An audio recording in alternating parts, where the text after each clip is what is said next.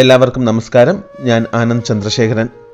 മഹാഭാരതം കഴിഞ്ഞ ഭാഗത്തിൽ ശ്രീകൃഷ്ണൻ കൗരവ സഭയിലെത്തി പാണ്ഡവർക്കും കൗരവർക്കുമിടയിലുള്ള പ്രശ്നത്തിന് സമാധാനപരമായ ഒരു പരിഹാരം കണ്ടെത്തുവാൻ ശ്രമിക്കുന്നത് വരെയാണ് നമ്മൾ കേട്ടത്. നമുക്കിനി മഹാഭാരതം ബാക്കി കേൾക്കാം. ദുര്യോധനന്റെ വാക്കുകൾ കേട്ട് കേശവന്റെ മുഖത്തെ മന്ദഹാസം മാഞ്ഞു. ശ്രീകൃഷ്ണൻ ദുര്യോധനനോട് പറഞ്ഞു, നീ ആഗ്രഹിക്കുന്ന വീരസ്വർഗം അധികം വൈകാതെ തന്നെ നിനക്ക് ലഭിക്കും സുയോധന. നിന്റെ പ്രവർത്തികളിൽ തെറ്റൊന്നുമില്ല എന്ന് വാദിക്കുന്ന നീ ലോകത്തോട് ചോദിക്കുന്നത് എന്തിനാണ് നിന്നെ എല്ലാവരും കുറ്റപ്പെടുത്തുന്നത് എന്നാണ്. പാണ്ഡവരോട് അധർമ്മമൊന്നും കാട്ടിയിട്ടില്ല എന്ന് നീ കരുതുന്നു അല്ലേ കുരുവംശവീര? ഇവിടെ ഇരിക്കുന്ന എല്ലാവരും കേൾക്കുവാനായി ഞാൻ പറയുന്നു. ഇന്ദ്രപ്രസ്ഥം കണ്ട് അമ്പരന്ന് പോയ നീ, പാണ്ഡവർക്ക് കൈവന്ന ഐശ്വര്യം കണ്ട് അസ്വസ്ഥനായ നീ, അവരെ മുച്ചൂട് മുടിപ്പിക്കുവാൻ ശകുനിയോടൊപ്പം ചേർന്ന് പകിടകളി എന്ന തന്ത്രം പുറത്തെടുക്കുന്നു. പാണ്ഡവർ സത്യസന്ധരും ധർമ്മിഷ്ഠരും ലോകപ്രിയരും സകലരാലും ബഹുമാനിക്കപ്പെടുന്നവരുമാണ്. അങ്ങനെയുള്ള പാണ്ഡവരെ നീ പകിടകളിക്ക് ക്ഷണിച്ചു. അവർ ആ ക്ഷണം സ്വീകരിച്ചു. സത്യം തന്നെ. അവർ ക്ഷണം സ്വീകരിച്ചതിന് ശേഷമാണ് അറിയുന്നത് കൗരവ പക്ഷത്തിനു വേണ്ടി ദുര്യോധനന്റെ പ്രതിനിധിയായി പാണ്ഡവരോട് പകിട കളിക്കുന്നത് കുടില ബുദ്ധിയായ കാപട്യക്കാരനായ ശകുനിയാണെന്ന്. ഇത്തരമൊരു രീതി നീ എവിടെയെങ്കിലും കേട്ടിട്ടുണ്ടോ ദുര്യോധന? ഒരുവന് വേണ്ടി മറ്റൊരുവൻ കരുക്കളെറിയുന്നു, അതും കള്ളപ്പകിടകൾ. എന്നാൽ തുടർന്നുണ്ടായ സംഭവങ്ങൾ നിനക്കോ നിന്നിലെ ക്ഷത്രിയനോ ഈ കുരുവംശ രാജസഭയ്ക്കോ ചേർന്ന പ്രവൃത്തികൾ ആയിരുന്നു ദുര്യോധന. പകിടകളി നാശത്തിലേക്കുള്ള പാതയാണ്. അത് ധർമ്മിഷ്ഠരെ പാതാളത്തിലെത്തിക്കുന്നു. അത് ശപിക്കപ്പെട്ട കളിയാണ്. അധർമ്മത്തിന്റെ കൃഷിഭൂമിയാണ്. അധർമ്മികൾക്കിടയിൽ അത് കൂടുതൽ പ്രശ്നങ്ങൾ സൃഷ്ടിക്കും. ധർമ്മിഷ്ഠരെ അത് നിലം പരിശാക്കും. ബന്ധുക്കൾക്കിടയിലെ മര്യാദകൾ പോലും പാലിക്കാതെ നീയാണ് ദുര്യോധന പണയം വെച്ച് പകിട കളിക്കുവാനുള്ള നിർദ്ദേശം വച്ചത്. എല്ലാം ആസൂത്രിതമായ നീക്കങ്ങൾ, ശകുനിയുടെ കള്ളപ്പകിടകൾ പോലെ. നിനക്കല്ലാതെ മറ്റാർക്കും ചിന്തിക്കുവാൻ പോലും കഴിയുകയില്ല ബന്ധുവിൻ്റെ ഭാര്യയെ സഭാമധ്യത്തിലേക്ക് വലിച്ചിഴച്ചു കൊണ്ടുവന്ന് അവളെ അപമാനിക്കുവാൻ. ദ്രൗപദി നിനക്ക് ചേട്ടത്തിയാണ്, സഹോദരിക്ക് തുല്യയാണ് ദുര്യോധന. അവൾ മഹിളാരത്നമാണ്. അവൾ യജ്ഞത്തിൽ നിന്നും ഉദ്ഭവിച്ച ശ്രേഷ്ഠ വനിതയാണ്. അവൾ പാണ്ഡുവിൻ്റെ മരുമകളും നിന്റെ സഹോദരന്മാരായ പാണ്ഡവരുടെ രാജ്ഞിയുമാണ് നീജ. സഭയിലിരിക്കുന്ന എല്ലാവരും സാക്ഷികളാണ് നരാധമനായ ദുശാസനനും നീയും ചേർന്ന് ദ്രൗപദിയെ അപമാനിച്ചതിന്. മൂർച്ചയുള്ള നീചമായ വാക്കുകൾ കൊണ്ട് നിങ്ങൾ എത്ര വട്ടം ദ്രൗപദിയെയും പാണ്ഡവരെയും മുറിവേൽപ്പിച്ചു, അപമാനിച്ചു. ഇതാണോ ധർമ്മം ദുര്യോധന? ഇങ്ങനെയാണോ ധർമ്മിഷ്ഠർ സ്വന്തം ബന്ധുക്കളോട് പെരുമാറുന്നത്? കള്ളക്കളികൾ കളിച്ച് നീ പാണ്ഡവരുടെ സർവ്വ ഐശ്വര്യവും കൈക്കലാക്കി. അവരുടെ ഉടുതുണി പോലും നീ ഊരി വാങ്ങി.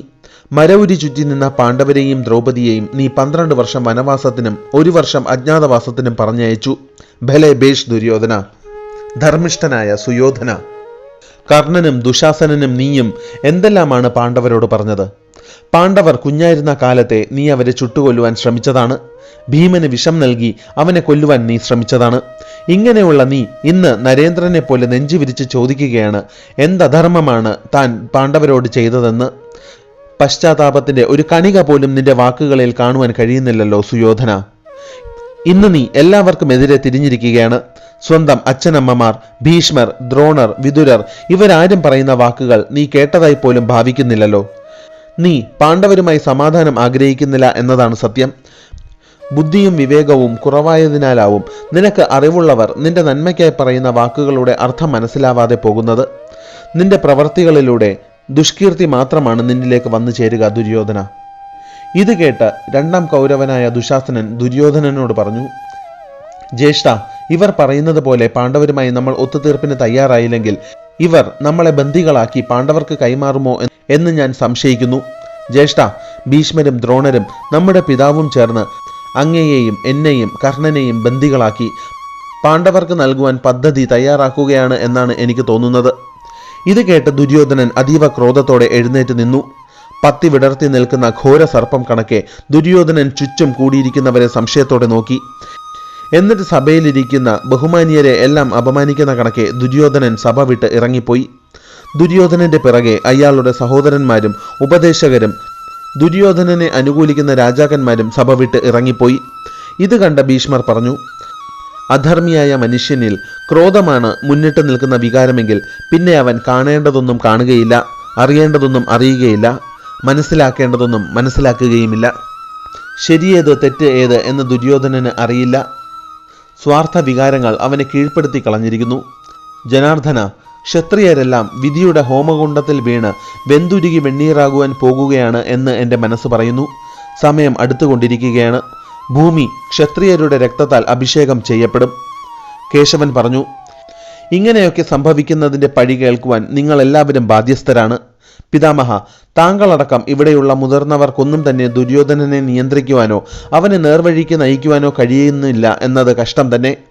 സ്വന്തം അഭിവൃദ്ധി മറ്റൊരുവന്റെ നാശത്തിനായാണ് ദുര്യോധനൻ ഉപയോഗിക്കുന്നത്. നിങ്ങളെല്ലാവരും ഞാൻ പറയുവാൻ പോകുന്നത് ശ്രദ്ധിച്ചു കേട്ടാലും. പണ്ട് എൻ്റെ അമ്മാവൻ കംസൻ അദ്ദേഹത്തിൻ്റെ പിതാവായ ഉഗ്രസേനനിൽ നിന്നും സമ്പത്തും അധികാരവും തെറ്റായ വഴിയിലൂടെ കൈക്കലാക്കി. കുലത്തിൻ്റെ രക്ഷയ്ക്കായി ഞാൻ അധർമ്മിയായ എൻ്റെ അമ്മാവനെ വധിച്ചു. അതിനുശേഷം ഉഗ്രസേനനെ രാജാവായി വീണ്ടും അഴിച്ചു. അന്ന് കുലത്തിൻ്റെ രക്ഷയ്ക്കായാണ് എനിക്ക് കംസനെ വധിക്കേണ്ടി വന്നത്. അതുപോലെ കുലത്തിൻ്റെ രക്ഷയ്ക്കായി ഒരു മഹായുദ്ധം ഒഴിവാക്കുവാനായി ദുര്യോധനനെയും കർണനെയും ശകുനിയെയും ദുശാസനെയും ബന്ദികളാക്കി പാണ്ഡവർക്ക് കൈമാറുക. കുലത്തിനായി ഒരുവനെ വെടിയാം, ഗ്രാമത്തിനായി ഒരു കുലത്തെ വെടിയാം, രാജ്യത്തിനായി ഒരു ഗ്രാമത്തെ വെടിയാം, അവനവനായി ഈ ഭൂമിയെ തന്നെ വെടിയാം. അതിൽ തെറ്റില്ല. ദുര്യോധനനെ പാണ്ഡവർക്ക് കൈമാറൂ. പാണ്ഡവരുമായി സമാധാനം സ്ഥാപിക്കൂ. യുദ്ധം ഒഴിവാക്കൂ. ക്ഷത്രിയർ നശിക്കാതിരിക്കട്ടെ, കുലം മുടിയാതിരിക്കട്ടെ. കേശവന്റെ വാക്കുകൾ കേട്ട് ധൃതരാഷ്ട്രർ വിദുരരോട് പറഞ്ഞു, വിദുരരെ, ഗാന്ധാരിയെ ഇവിടേക്ക് കൊണ്ടുവന്നാലും അവളുടെ വാക്കുകൾക്ക് ദുര്യോധനനിൽ എന്തെങ്കിലും സ്വാധീനം ചെലുത്തുവാൻ സാധിച്ചാൽ നല്ലതായിരിക്കും. അധർമ്മിയായ ദുര്യോധനനെ നേർവഴിക്ക് കൊണ്ടുവരുവാൻ ഗാന്ധാരിക്ക് കഴിയുമോ എന്ന് നോക്കട്ടെ. ഗാന്ധാരിയിലൂടെ ആസന്നമായ യുദ്ധം ഒഴിവാക്കുവാൻ കഴിഞ്ഞാൽ അതിൽ പരമൊരു സൽക്കർമ്മം വേറെ എന്തുണ്ട്? ധൃതരാഷ്ട്രരുടെ നിർദ്ദേശപ്രകാരം വിദുരർ ഗാന്ധാരിയെ സഭയിലേക്ക് വിളിച്ചു കൊണ്ടുവന്നു. ധൃതരാഷ്ട്രർ ഗാന്ധാരിയോട് പറഞ്ഞു, ഗാന്ധാരി, ദുര്യോധനൻ എൻ്റെ വാക്കുകൾ കേൾക്കുന്നില്ല. സമ്പത്തിനും അധികാരത്തിനുമായി അവൻ യുദ്ധത്തിന് തയ്യാറാവുകയാണ്. സ്വന്തം ജീവനും മറ്റനേകായിരം ആളുകളുടെ ജീവനും വച്ചാണ് അവൻ കളിക്കുന്നത്.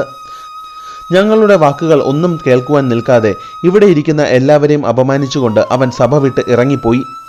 ഇത് കേട്ട് ഗാന്ധാരി ഭടനോട് പറഞ്ഞു, വേഗം ദുര്യോധനനെ സഭയിലേക്ക് വിളിച്ചു കൊണ്ടുവരിക. അവനോട് പറയൂ, ഞാനാണ് അവനെ വിളിക്കുന്നതെന്ന്. ധർമ്മത്തെ നശിപ്പിക്കുവാൻ തയ്യാറെടുക്കുന്നവന് രാജ്യഭരണം നടത്തുവാനുള്ള യോഗ്യത ഇല്ല എന്ന് അവനോട് പറയൂ. ഗാന്ധാരി തുടർന്ന് ധൃതരാഷ്ട്രരോട് പറഞ്ഞു, ഹേ രാജൻ, ദുര്യോധനനെ കുറ്റം പറയുന്നതിന് മുൻപ് അങ്ങ് സ്വയം കുറ്റപ്പെടുത്തിയാലും അവൻ്റെ എല്ലാ തോന്നിവാസങ്ങൾക്കും മൗനാനുവാദം നൽകിയത് അങ്ങാണ്. അവന് സൽബുദ്ധി ഉപദേശിക്കാതെ അവനെ നേർവഴിക്ക് നയിക്കുവാൻ ശ്രമിക്കാതെ അന്ധമായ പുത്രസ്നേഹത്താൽ അവൻ്റെ എല്ലാ പ്രവൃത്തികൾക്കും വളമിട്ട് കൊടുത്തത് അങ്ങ് തന്നെയാണ്. ദുര്യോധനൻ ഇന്ന് എങ്ങനെയാണോ അവൻ അങ്ങനെയായി മാറിയതിൽ അങ്ങയ്ക്ക് ഒരു പ്രധാന പങ്ക് ഉണ്ട് എന്നറിഞ്ഞാലും അധർമ്മിയായ ഒരുവന് എന്ത് വിശ്വാസത്തിന് പുറത്താണ് അങ്ങ് രാജ്യഭരണം കൈമാറുന്നത്? സ്വന്തം ബന്ധുക്കളെപ്പോലും ശത്രുക്കളാക്കുന്ന ഒരുവനെ യഥാർത്ഥ ശത്രുക്കൾ എളുപ്പത്തിൽ കീഴടക്കും. മഹാരാജൻ, മറ്റാര് ദുര്യോധനനെ കുറ്റപ്പെടുത്തിയാലും അങ്ങയ്ക്ക് അവനെ കുറ്റപ്പെടുത്തുവാനുള്ള യോഗ്യതയില്ല എന്നറിഞ്ഞാലും. ഇതേ സമയം ഗാന്ധാരിയുടെ നിർദ്ദേശപ്രകാരം ദുര്യോധനൻ സഭയിലേക്ക് വന്നു. അമ്മയ്ക്ക് തന്നോട് എന്താണ് പറയുവാനുള്ളത് എന്ന് കേൾക്കുവാനായി ദുര്യോധനൻ വന്നു. അവൻ്റെ കണ്ണുകൾ ക്രോധം കാരണം ചുവന്ന നിറത്തിൽ കാണപ്പെട്ടു. ഗാന്ധാരി ദുര്യോധനനോട് പറഞ്ഞു, സുയോധന പുത്ര, നിന്റെ നന്മയും സന്തോഷവും ആഗ്രഹിച്ച് ഈ അമ്മ പറയുന്ന വാക്കുകൾ നീ കേട്ടാലും നീ പാണ്ഡവരുമായി സമാധാനം സ്ഥാപിക്കുവാൻ തയ്യാറാവുകയാണെങ്കിൽ അത് നീ പിതാമഹനെയും നിന്റെ മാതാപിതാക്കളെയും ബഹുമാനിക്കുന്നതിന് തുല്യമാണ്. മകനെ, നീ നരേന്ദ്രനാണ്, ഭാരതവംശത്തിലെ കേസരിയാണ്. നീ കേൾക്കുക, ഒരുവന്റെ ആഗ്രഹത്തിനനുസരിച്ച് മാത്രം നടത്തിപ്പോകേണ്ട ഒരു കാര്യമല്ല രാജ്യഭരണം. നിന്റെ തീരുമാനങ്ങൾക്ക് പലരുടെയും ജീവിതങ്ങളെ മാറ്റിമറിക്കുവാൻ കഴിവുണ്ടെന്ന് നീ മനസ്സിലാക്കിയാലും നിനക്ക് വേണ്ടി യുദ്ധത്തിനിറങ്ങിത്തിരിക്കുന്ന മഹാസൈന്യത്തിലെ ഏറ്റവും താഴെ തട്ടിലെ ഒരു കാലാൾ ഭടന് പോലും അവൻ്റെ വീട്ടിൽ മാതാപിതാക്കളും ഭാര്യയും കുഞ്ഞും കാണുമായിരിക്കുമെന്ന് നീ ഓർത്താലും ആ ഒരു ഭടൻ മരണപ്പെട്ടാൽ പോലും അശരണരാകുന്നത് 4 വ്യക്തികൾ ആയിരിക്കുമെന്ന് നീ ഓർത്താലും സ്വന്തം ക്രോധത്തെയും വികാരങ്ങളെയും ഇന്ദ്രിയങ്ങളെയും നിയന്ത്രിക്കുവാൻ കഴിയാത്തവന് അധികകാലം രാജ്യഭരണം നടത്തുവാൻ സാധിക്കുകയില്ല. ആസക്തിയും അത്യാഗ്രഹവും ക്രോധവും നിന്നെ ധർമ്മത്തിൽ നിന്നും കൂടുതൽ അകറ്റും. അവനവനെ കീഴ്പ്പെടുത്തുന്നവനെ ഈ ലോകത്തെ കീഴ്പ്പെടുത്തുവാൻ കഴിയൂ. ഏതൊരു യോദ്ധാവും ആദ്യം കീഴടക്കേണ്ടത് അവനവനെ തന്നെയാണ്. അവൻ്റെ ഇന്ദ്രിയങ്ങളെയും ചിന്തകളെയും ക്രോധത്തെയുമാണ്. അധർമ്മിയായ മനുഷ്യന് ചിലപ്പോൾ രാജ്യം സ്വന്തമാക്കുവാൻ കഴിഞ്ഞേക്കാം. എന്നാൽ അത് ഏറെ നാൾ കൈവശപ്പെടുത്തി വയ്ക്കുവാൻ അവന് സാധിക്കുകയില്ല. ഇന്ദ്രിയങ്ങളെ നിയന്ത്രിക്കുന്നവൻ്റെ വിവേകം വർദ്ധിക്കും. അവന് ശാന്തമായ സമുദ്രത്തിലൂടെ ലക്ഷ്യസ്ഥാനത്തേക്ക് നീങ്ങുന്ന കപ്പൽ കണക്കെ ജീവിത വിജയം കൈവരിക്കുവാൻ കഴിയും. എന്നാൽ സ്വന്തം ഇന്ദ്രിയങ്ങളെ നിയന്ത്രിക്കുവാൻ കഴിയാത്തവൻ ഭ്രാന്ത് പിടിച്ച കുതിരകളെ ബന്ധിപ്പിച്ചിരിക്കുന്ന രഥത്തെ നിയന്ത്രിക്കുവാൻ കഴിയാത്ത തേരാളിയെപ്പോലെ കഷ്ടപ്പെട്ടു പോകുന്നു. നിനക്ക് എല്ലാവിധ സമ്പൽ സമൃദ്ധിയും ഉണ്ടാകും സുയോധന. അതിനായി നീ സ്വന്തം വികാരങ്ങളെ നിയന്ത്രിച്ചാലും മുതിർന്നവർ പറയുന്ന നല്ല വാക്കുകൾ കേട്ടാലും എടുത്തു ചാടി തീരുമാനമെടുക്കാതെ ചിന്തിച്ച് തീരുമാനങ്ങൾ എടുത്താലും പാണ്ഡവർക്ക് അർഹമായത് നൽകിയാലും പുത്ര, സന്തോഷമായി നിനക്ക് ഈ പൃഥ്വിയുടെ നാഥനായി വിളങ്ങുവാൻ കഴിയും. പിതാമഹൻ തന്നെ സമ്മതിക്കുന്ന കാര്യമാണിത്. കൃഷ്ണനും പാണ്ഡവരും അജയ്യരാണ്. കേശവന്റെ നിർദ്ദേശം നീ സ്വീകരിച്ചാലും അദ്ദേഹം പാണ്ഡവരുടെയും കൗരവരുടെയും സൗഖ്യത്തിനായാണ് ഇവിടെ വന്നിരിക്കുന്നത് എന്ന് മനസ്സിലാക്കിയാലും യുദ്ധം ബാക്കിയാകുക അശാന്തിയും ദുഃഖവും ദുരിതവും മാത്രമായിരിക്കും. ഒരിക്കലും യുദ്ധത്തിലൂടെ ആർക്കും പരമമായ വിജയം കൈവരിക്കുവാൻ കഴിഞ്ഞിട്ടില്ല. പാതി രാജ്യം പാണ്ഡവർക്ക് നൽകൂ മകനെ. ബാക്കി പാതി രാജ്യം നിനക്ക് ഭരിക്കുവാൻ ആവശ്യത്തിലധികമാണ്. ഏറ്റവും കുറഞ്ഞ പക്ഷം പാണ്ഡവർക്ക് അർഹമായത് അവർക്ക് തിരികെ നൽകിയാലും. 13 വർഷം ദുരിതം അനുഭവിച്ച് തിരിച്ചു വന്നവരാണ് പാണ്ഡവർ. അവരെ ഇനിയും നീ ദ്രോഹിക്കാതിരിക്കൂ. കർണനെ കണ്ടുകൊണ്ട് നീ ഒരു യുദ്ധത്തിന് ഇറങ്ങിത്തിരിക്കാതിരിക്കൂ.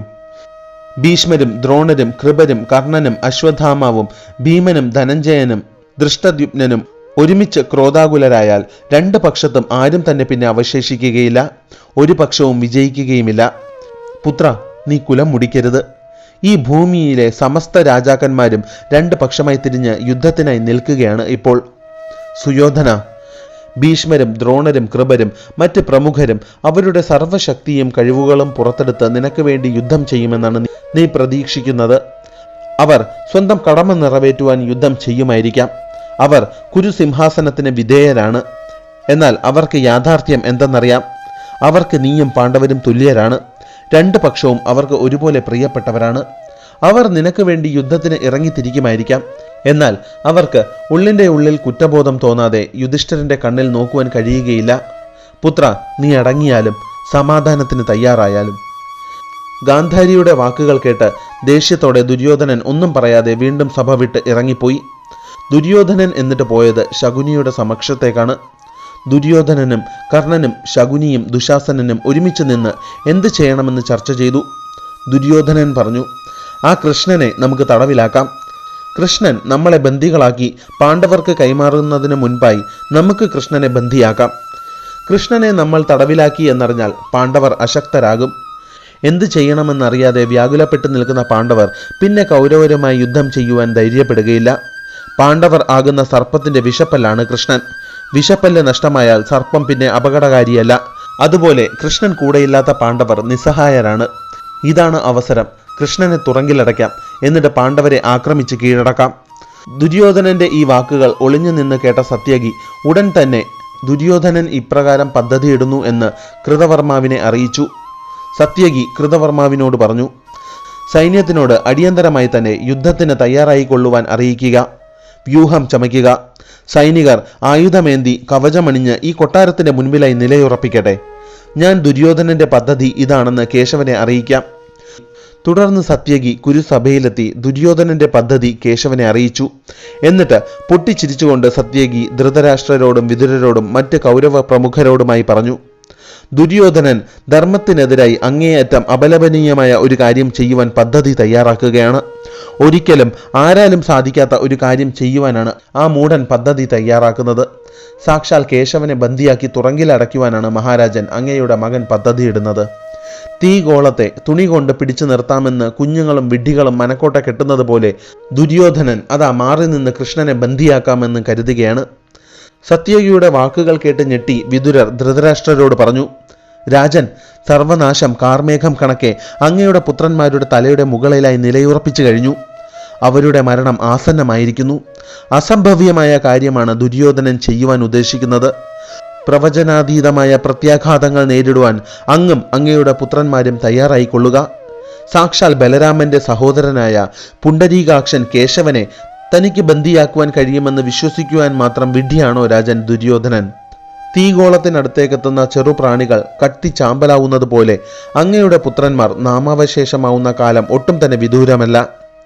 കേശവന് വേണമെങ്കിൽ ഈ നിമിഷം അങ്ങയുടെ പുത്രന്മാരെ എല്ലാം യമപുരിക്ക് അയക്കുവാൻ കഴിയും. എന്നാൽ അദ്ദേഹം ധർമ്മം വെടിയുകയില്ല. കേശവൻ ധൃതരാഷ്ട്രരോട് പറഞ്ഞു, മഹാരാജൻ, അങ്ങയുടെ പുത്രന് എന്നെ ബന്ദിയാക്കണമെന്ന് ആഗ്രഹമുണ്ടെങ്കിൽ അവൻ ശ്രമിച്ചു കൊള്ളട്ടെ. ധർമ്മത്തിനെതിരായി മാതാപിതാക്കളുടെ മുന്നിൽ വച്ച് ഞാൻ അവനെ കൊലപ്പെടുത്തുകയില്ല. എന്നാൽ തീർച്ചയായും ഞാൻ ആരാണെന്ന് അവൻ അറിയും. പാണ്ഡവരുടെ സമ്പത്ത് കൈക്കലാക്കുവാൻ നോക്കുന്ന താങ്കളുടെ പുത്രന്മാർക്ക് സ്വന്തം ഐശ്വര്യം തന്നെ നഷ്ടമാകും. മഹാരാജൻ, ഈ നിമിഷം എനിക്ക് വേണമെങ്കിൽ അങ്ങയുടെ പുത്രന്മാരെ ബന്ദിയാക്കി പാണ്ഡവർക്ക് കൈമാറുവാൻ കഴിയും. അതിൽ തെറ്റൊന്നുമില്ലതാനും. എന്നാലും ഞാൻ ക്രോധത്തിനടിമപ്പെട്ട് ആ പ്രവൃത്തി എടുത്തുചാടി ചെയ്യുവാൻ മുതിരുന്നില്ല. മഹാരാജൻ, ദുര്യോധനന് എന്നെ ബന്ദിയാക്കണമെങ്കിൽ അവനോട് വരാൻ പറയൂ സർവ്വസന്നാഹത്തോടെ. അവൻ ശ്രമിച്ചു നോക്കട്ടെ അതിന് കഴിയുമോ എന്ന്. അവനെ പിന്തിരിപ്പിക്കണ്ട. കൃഷ്ണന്റെ വാക്കുകൾ കേട്ട് പേടിച്ച് വെപ്രാളപ്പെട്ട് ധൃതരാഷ്ട്രർ വിതുരരോട് പറഞ്ഞു, അവിവേകിയായ ദുര്യോധനനെയും അവന്റെ കൂട്ടാളികളെയും തൽക്ഷണം ഇങ്ങോട്ട് കൂട്ടിക്കൊണ്ടുവന്നാലും. ധൃതരാഷ്ട്രരുടെ നിർദ്ദേശപ്രകാരം മനസ്സില്ലാ മനസ്സോടെ ദുര്യോധനൻ സഭയിലേക്ക് വന്നു. ദുര്യോധനനോടൊപ്പം അയാളുടെ സഹോദരന്മാരും കർണനും സഭയിലെത്തി. ധൃതരാഷ്ട്രർ ദുര്യോധനനോട് പറഞ്ഞു, ദുര്യോധന, നിന്റെ ബുദ്ധി പൂർണ്ണമായും നശിച്ചു പോയോ?